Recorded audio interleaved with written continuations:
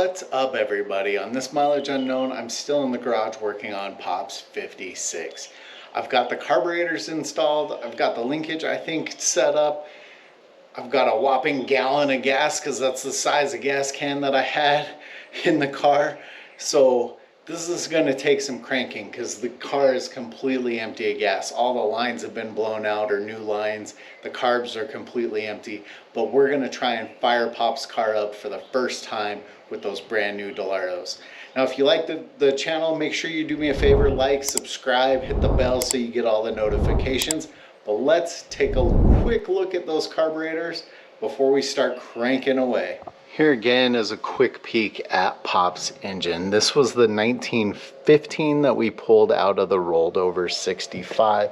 And there are those Dellortos that were restored by Rick Hunt Industries. And I think they look great. I actually think the Dellorto intake manifolds were a little bit taller than these older empty manifolds that were in the car. So the carbs fill up the engine bay a little bit more. It looks cool. I'm digging it. I'm hoping it's not going to take a ton of cranking. There are a few more things I might need to address.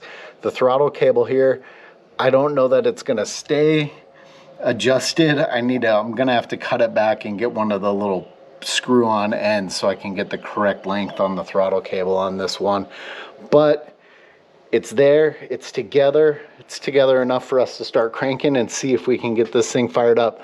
I mean, the action on these carbs is freaking awesome. And I'm hoping, I got fingers crossed, that this thing just fires up and rips and I don't have to do a ton of adjusting. So the battery's been on the car for a little bit on fast charge. Let's give it some more cranks and see what happens.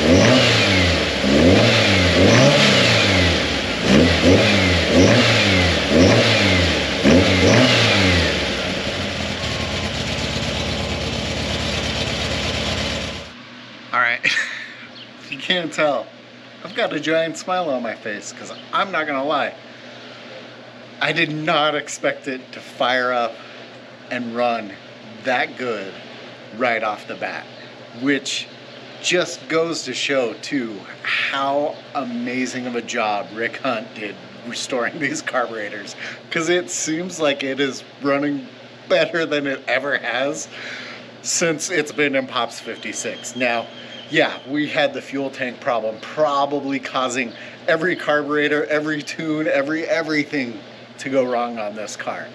But, whew, man, I'm gonna have to get this thing off the rollers and get it pushed over and maybe go around the block and see how it actually rips.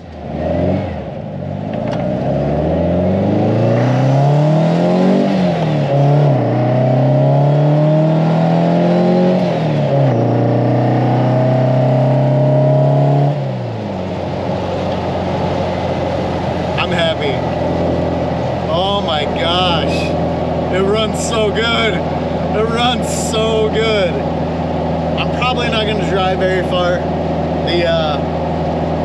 There's a video I haven't posted yet of me screwing around with the steering gear in the front of this car. The pitman arm was loose. There's all kinds of weird shenanigans, and I kind of screwed up the alignment. Everything still feels pretty stiff and sketchy, and it definitely needs to be aligned.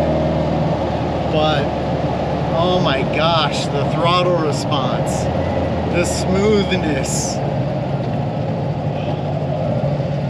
This 110% is how this car should have been all along.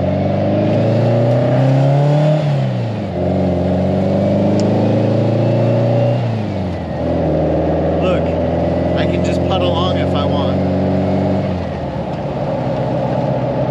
I don't have to be an on-off switch with the throttle, which was the case in the past with Pop's car. It was an on-off switch. My camera's doing whatever it wants, sorry. So much better. I don't know that Pop's cars ever ran this good even when we first put the big motor in. I think the gas in the gas tank has been causing issues for years and years before we even got to big motor point. Pop's car might actually be faster than you want to go in a car with this sketchy of a steering.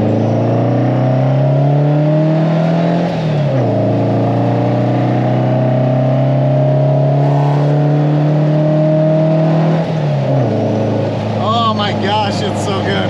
It's so good. Sorry about the camera work. It's hard to do when you're by yourself. But listen to how quiet and smooth that is right now. Just putting along. Speedo doesn't work, so I'm doing traffic speed. We're doing 45, 50, and just cruising. No craziness at all.